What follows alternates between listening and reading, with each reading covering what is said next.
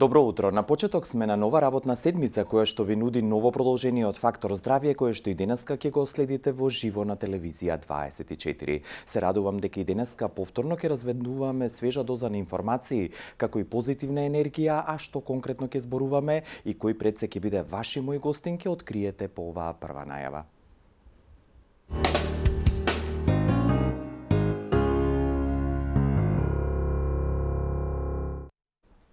Пред да ве почестам со представување на гостинот и темата со која што денеска ќе зборуваме, дозволете ми во првата рубрика Истражувањата докажаа да се осврнеме на она што вчера се случуваше, односно почетокот на зимското сметање на времето, кое што според истражувачите од Минхен, Сојузна република Германија, во голем процент лошо влијае кај населението.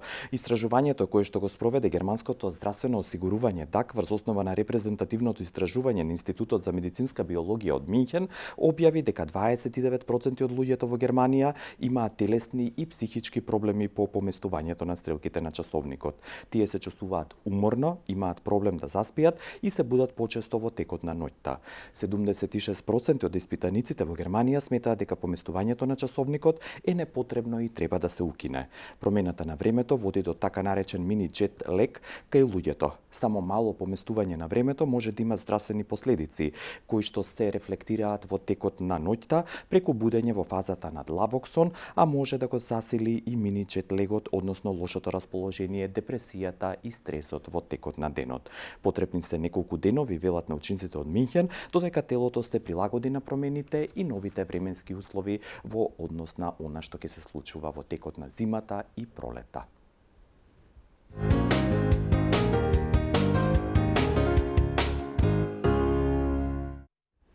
Она што за 3 дена или конкретно кажано на 29 октомври ќе се случува на глобално ниво е одбележувањето на светскиот ден на мозочниот удар со цел повторно би рекол да се подигне свесноста за оваа втора причина за смртност во светот, како и водечка причина за инвалидност исто така во светот. Со цел соодветно да ве подготвиме и да зборуваме за рехабилитација после мозочните удари, денеска како тема ви ја нудиме во Фактор здравје и со задоволство ваши мои гостин, со задоволство би сакал да го представам, е Илија Жежов, физиотерапевт. Добро утро, Илија, како сте пред се и добро дојдовте во Фактор здравје. Добро утро и до вас, добро утро до гледачите на телевизија 24. Одлично се чувствувам во оваа емисија, секогаш со позитивна енергија го започнуваме разговорот. Сигурно, јас намерно и тоа го кажа во воведот и само како загревање би рекол колку пациентите со претрпен мозочен удар или преживеани пациенти се чести во вашата пракса? Пациентите со претрпен мозочен удар се најчести во мојата пракса, бидејќи рехабилитацијскиот процес го започнуваме од најрана фаза на мозочниот удар, па се нели до крајот до нивното опоравување. Благодарам што денеска сте во Фактор здравје и за овие воведни зборови, многу повеќе ќе зборуваме во продолжение и затоа ве поканувам да останете со Фактор здравје и доколку имате прашања слободно да се јавите.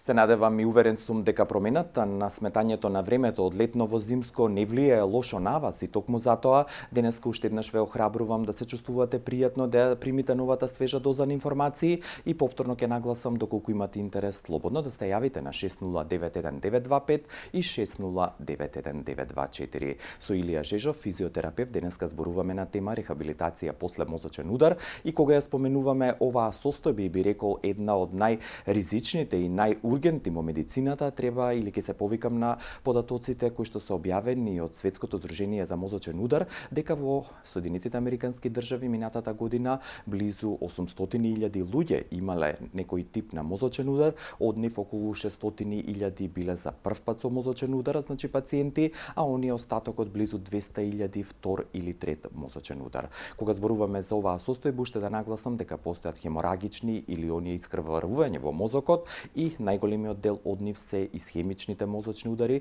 кои што опфаќаат близу 87% од сите мозочни удари. Илија, сигурно ќе се согласите дека овие податоци кои што звучат застрашувачки би рекол и многу црни, сепак добрата или светлата страна е доколку се преживее после одреден мозочен удар, дека рехабилитацијата е најважниот сегмент во однос на враќањето во некаква нормала во зависност нели од зафатеноста после ударот.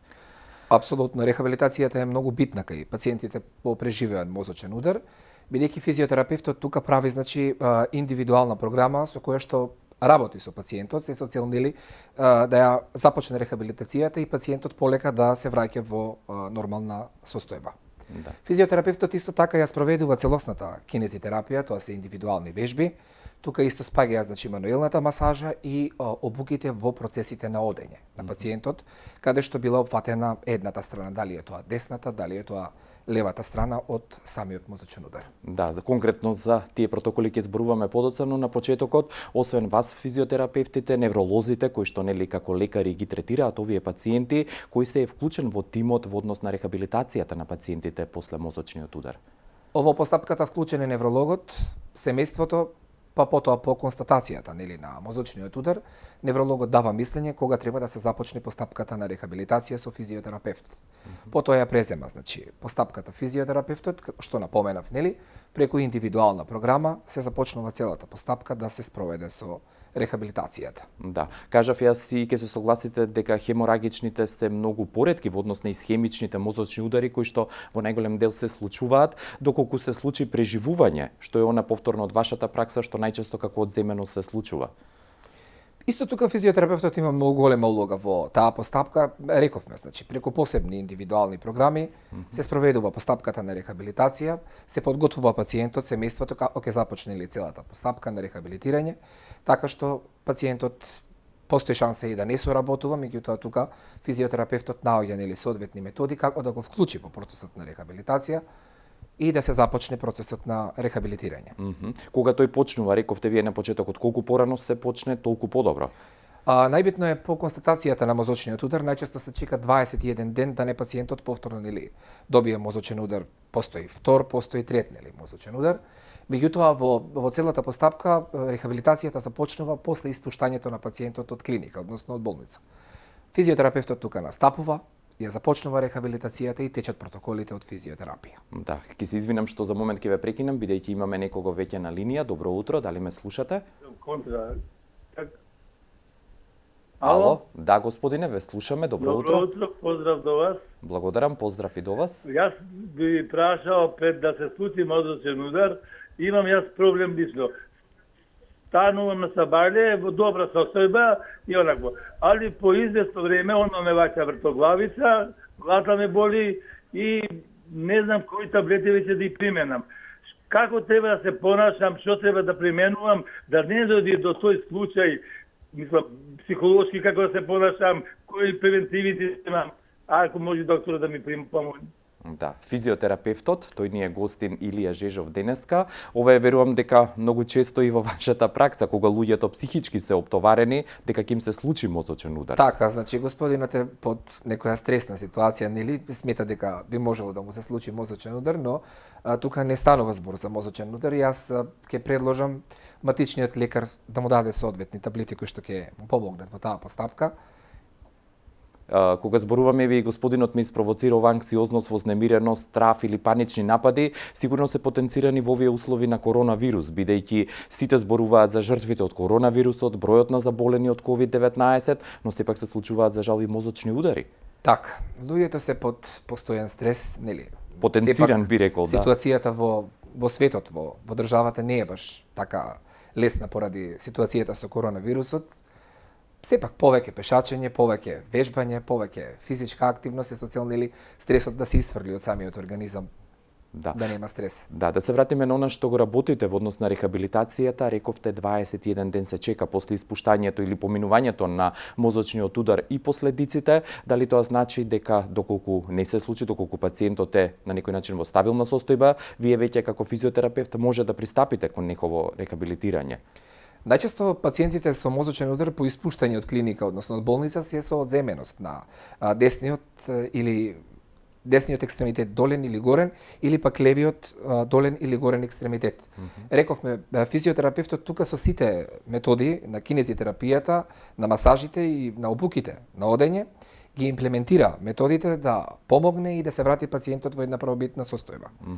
Кажавте дека вие правите индивидуална проценка. Која е таа проценка? Според кои параметри проценувате што како протокол на рехабилитација ќе направите и ќе пристапите кон него? Заедно со неврологот во консултација се договараме, значи, што понатака со пациентот ќе се случува, кои методи ќе бидат применети и за сето тоа заедно во соработка со семејството, со неврологот, физиотерапевтот, значи целиот тим заедно постапуваме во процесот на рехабилитацијата. Да, она што е како факт значајно во однос на мозочните удари е дека старосната граница е многу намалена. Ако порано ова беше на некој начин ексклузивитет на повозрасната популација, сега се случуваат мозочни удари и кај лица помлади од 50 годишна возраст. Прашањето ми е, дали протоколот има разлика, односно примената на овие техники кај помладата, односно повозрасната популација? Методите од физиотерапијата се најчесто слични во процесот на рехабилитацијата, бидејќи, како што напоменав, тука станува збор за кинезитерапија, тоа се индивидуалните вежби, масажите и обуките на одење.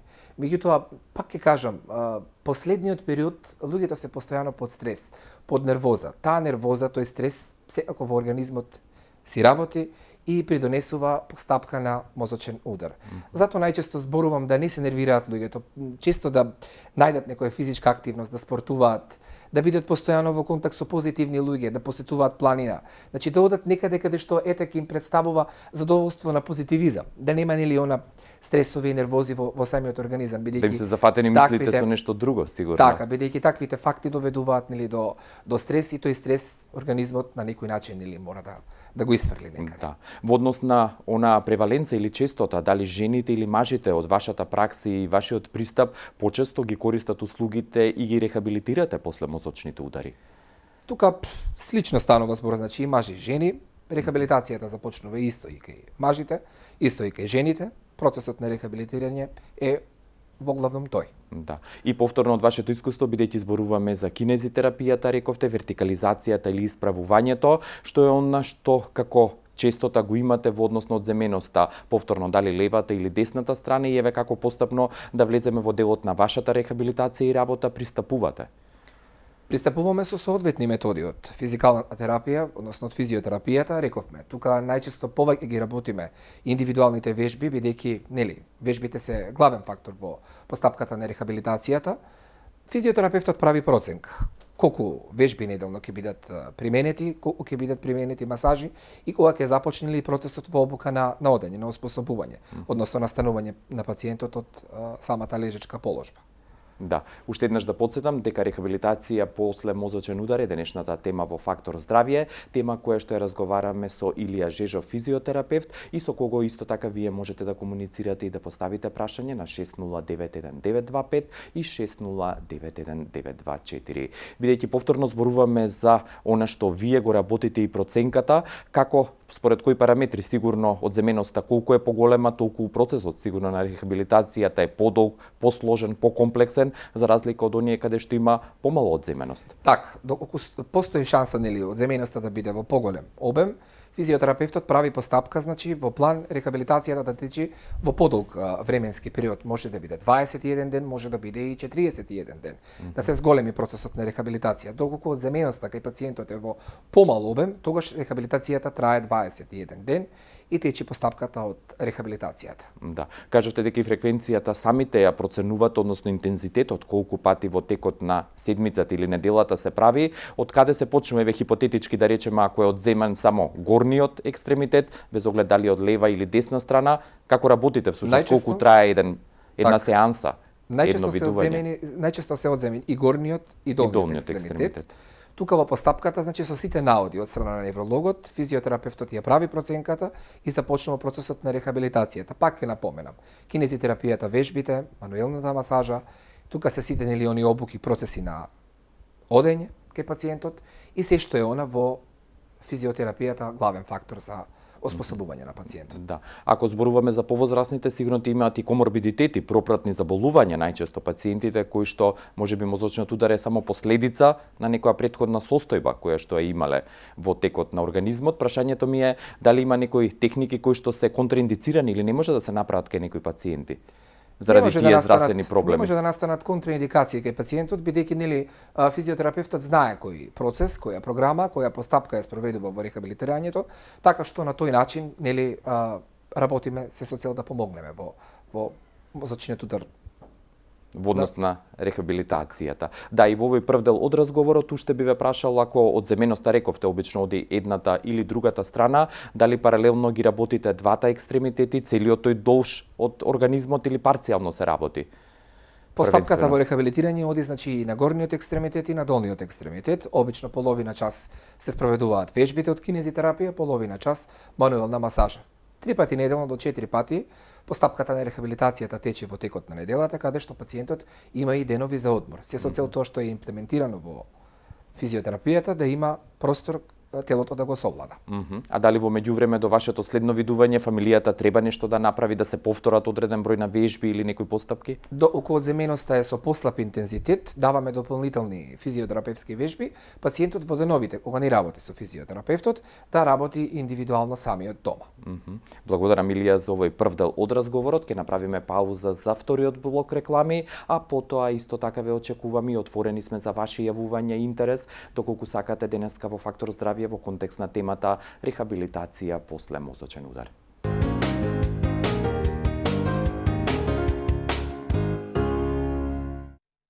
Ве поканувам повторно на 6091925 и 6091924 денеска да бидете дел од Фактор здравје преку ваши прашања, споделување на информации или едноставно да ни се јавите и да не поздравите, да ни кажете како тече денешниот ден и како ги поминувате овие услови на пандемија со коронавирусот. Ако го зборуваме за оваа светска пандемија, чии што бројки во однос на заболените и оние кои што за жал летално или смртно го завршуваат својот живот, уште еднаш сакам да нагласам дека трите основни правила се одржување на дистанца или растојание, носењето на маска во затворени простории и честото миење или дезинфицирање на рацете. Денешната тема рехабилитација после мозочен удар ќе продолжиме да ја разговараме со Илија Жежов и пред моето следно прашање уште еден интересен податок кој што е публикуван во Соединетите Американски држави се однесува на фактот дека еден од четворица кои што доживеале мозочен удар биле лица кои што претходно имале мозочен удар. Илија, ова значи дека и превенцијата кај основните или оние повторувачки мозочни удари е многу важна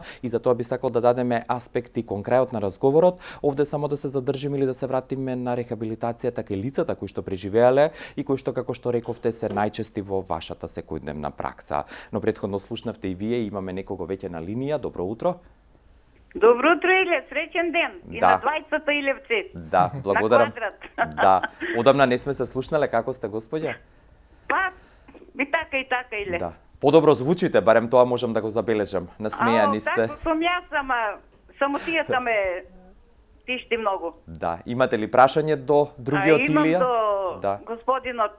Бидејќи исто јас како претходниот гледач, има многу вртоглавици, знаете вие со што се борам. Живеете сами, многу смртни случаи околу вас имавте, да. Стресови, да. И сега покрај ова пандемија никаде не одам, никој не пуштам да ми доаѓа. Бидејќи сум на возраст од 67 години. Добро. И ми е страв. Чисто да си кажам, ми е страв. Да. Не знам кој ќе ми влезе и како ќе ми влезе. Добро.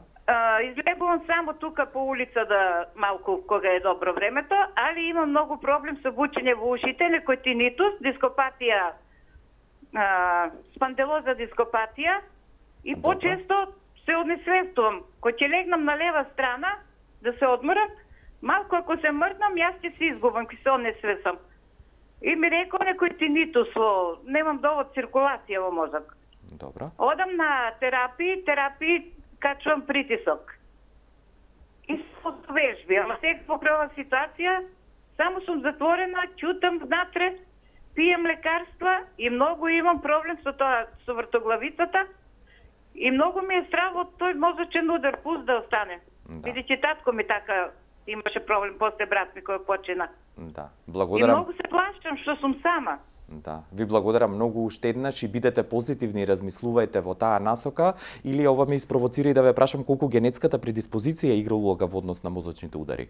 Па игра и тоа доста. Еве само на господа да ја напоменам дека потребни се да прави вежби за равнотежа, се со цел да ја подобри ситуацијата. 2 до 3 пати неделно се тоа вежби, кој што може да ме најде на социјалната мрежа Facebook, да ме додаде, па јас можам да испратам вежби, да ја помогнам да си ја стабилизира состојбата. Да, и во однос на генетската предиспозиција и ризиците не зборувавме, но низ разговорот тоа се наметна. Штетните навики првенствено сите верувам дека ги знаат и колку еве стравот кај господјата дека нејзиниот татко починал од мозочен удар е оправдан во однос на еве конкретно превенцијата. Добро, се господјата, знаете, размислува дека околу незиниот татко нели имал мозочен удар, може да биде наследно тоа или да се преноси и на незе, или што на не некој значи друг по автоматизам. или на некој друг член од семејството, што тоа секако не значи дека би било така. Се е тоа индивидуална работа. Да. Ќе се вратиме кон овој аспект. Она што сакам уште да ве прашам, зашто почнав да ве прашувам, е аспектот на рехабилитацијата и сите оние техники кај лицата кои што имале исхемичен мозочен удар или немале доток на кислород во мозокот, тоа е прекинато. Дали тие движења кои што ги правите, тие сеанси се болни за пациентот? Дали болат? Какво е чувството кај нив? Морам да напоменам дека рехабилитацијата со физиотерапевтот е болна терапија, бидејќи се ако нели се тука што е атрофирано и се што е тука здрвено, физиотерапевтот треба да разработи и да враќа пополека во една нормална функција. Пациентите имаат болки, меѓутоа мора да ги издржат тие болки кои што следат во рехабилитацијата. Најчесто после 6-та, 10-та терапија пациентот веќе почнува да ги мрда прстите, да покажува и да сигнализира знаци на самата рехабилитација. Тоа значи дека не само атрофирани мускули, претпоставувам и васкуларизацијата се враќа, односно прокрвеност. Апсолутно рековме, значи нека 6-та до 10-та терапија најчесто пациентите појавуваат, значи Ефекти, значи на подобрување. Така. И едно индивидуално прашање од вашето искуство, дали раката како екстремитет или ногата на некој начин побрзо се враќа во нормала? Знам дека индивидуално е прашањето, но еве од вашето искуство, кој е вашиот став? Најчесто прво се со самата рехабилитација се враќа долниот екстремитет, Значи ногата. а раката доаѓа нели малку покасно. Да. Тоа значи дека рековте некаде после 6-та, односно 10-та сеанс или рехабилитација се чувствуваат резултатите, дали тоа значи дека ова продолжува понатаму во однос на вертикализацијата или исправувањето кај оние пациенти кои што тоа е можно да се направи? Рехабилитацијата течи се нели до комплетирање на состојбата кај пациентите, но сепак ќе кажам, се е индивидуално. Кај некои пациенти може да рехабилитацијата да заврши со 21 ден, а кај некои пациенти може да заврши нели и со 40 дена. Сето тоа го прави физиотерапевтот со план и програма за спроведување на самата рехабилитација. Да. И кога е оној одлучувачки, би рекол, момент или точка кога вие ќе забележите или веќе почнувате да работите на исправање на пациентот, бидејќи доколку е тоа можно, нели кај сите пациенти кои што претрпеле мозочен удар, тоа не е можно за жал, но кај оние кои што е можно, каква е проценката кога тоа се воспоставува? Видете, постојат шанси физиотерапевтот да спроведе успешна 100% рехабилитација и постојат шанси физиотерапевтот да не спроведе 100% успешна рехабилитација.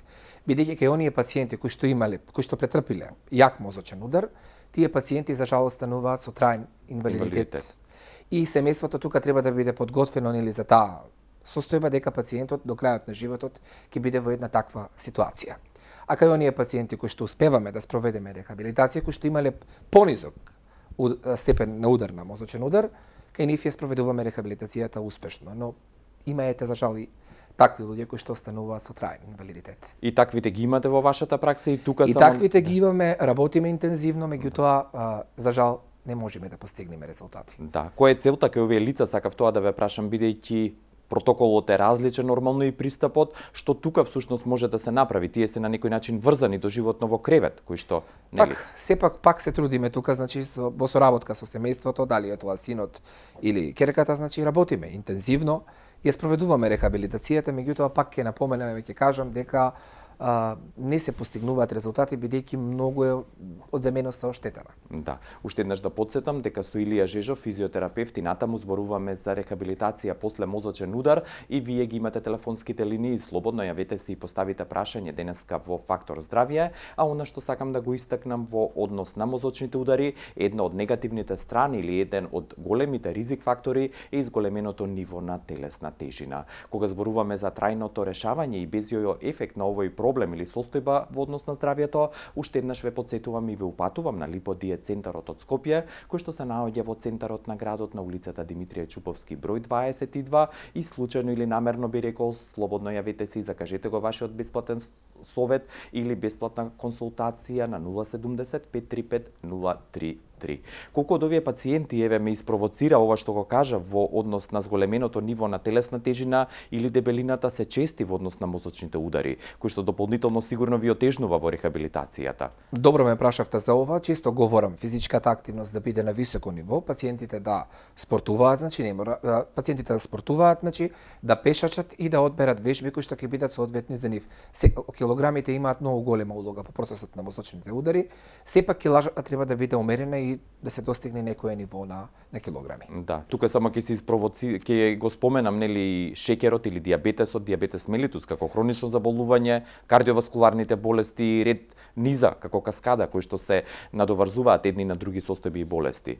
Со самата намалена физичка активност, не спортување, не пешачење, значи тука настануваат нели сите болести, така да една болест која ќе влези, влегуваат после уште 100 други. Да, една по друга. До сега зборувавме за исхемичните мозочни удари, би сакал да дадеме аспекти на оние хеморагични или крварење во мозокот кои што се многу помали во однос на инциденцата и честотата. Каков е тука протоколот? Кога се почнува со рехабилитација? Тука најчесто со оперативен зафат завршуваат пациентите, потоа неврологот по испуштање, пак ќе кажам на пациентот, значи дава мислење кога физиотерапевтот треба да ја започне постапката на рехабилитација. Исто тука пак се имплементираат делови од кинезитерапија, мануелна масажа и процеси во обука на одење. Дали тука протоколот е ист во смисла дека рековте 21 ден, значи треба да се спроведе рехабилитацијата или многу подолго во однос на исхемичните кои што се Исто почести? така после 21 ден физиотерапевтот настапува со својата програма во процесот на рехабилитирање. И во однос на хеморагичните мозочни удари, уште сакам да ве прашам, бидејќи тие за жал се покомплексни, зборуваме за оперативен зафат, дали овие пациенти на некој начин се вертикализираат и справаат или има повторно дел кои што остануваат, како инвалиди имаат траен инвалидитет? За жал постојат пациенти кои што успеваме со рехабилитацијата да ги оспособиме и вратиме во една нормала и има пациенти кои што за жал остануваат нели со траен инвалидитет. Да. И тука доаѓаме до оној момент кога зборуваме за рехабилитацијата. Ви се случило ли во вашата пракса да имате пациенти кои што ги рехабилитирате и во меѓувреме повторно имале мозочен удар? Јас во мојата пракса 13 годишно искуство во физиотерапијата, имав пациент кој што само што го изрехабилитирав, господинот застана на нозе, доби втор мозочен удар. Ја започнавме пак постапката на рехабилитација, пациентот доби трет мозочен удар. И веќе после третиот мозочен удар, пациентот остана со траен инвалидитет. Значи тоа не може да се предвиди. Се е тоа индивидуално. Да. Тука доаѓаме до Пак ќе напоменам, значи често зборувам нервозата да се исфрли од себе. Знаете како пациентите кои што претрпеле мозочен удар често се нервозни.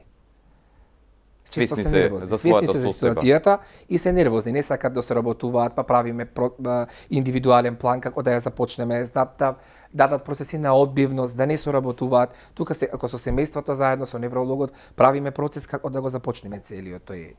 Да, бидејќи не е само пациентот, рековте неколку пати, и семејството, неговите најблиски на пациентот се исто така дел од рехабилитацијата покрај вас и неврологот кој што активно учествувате. Апсолутно, целиот тим заедно се бориме да го способиме пациентот доколку постои шанса да го вратиме во нормала. Да, и тука дојдовме до превенцијата или оние совети кои што треба да се земат во предвид како кај лицата да не се случи пред се, да се превенира појавата на мозочен удар и уште повеќе би рекол кај лицата кои што претрпеле веќе претходно еден мозочен удар.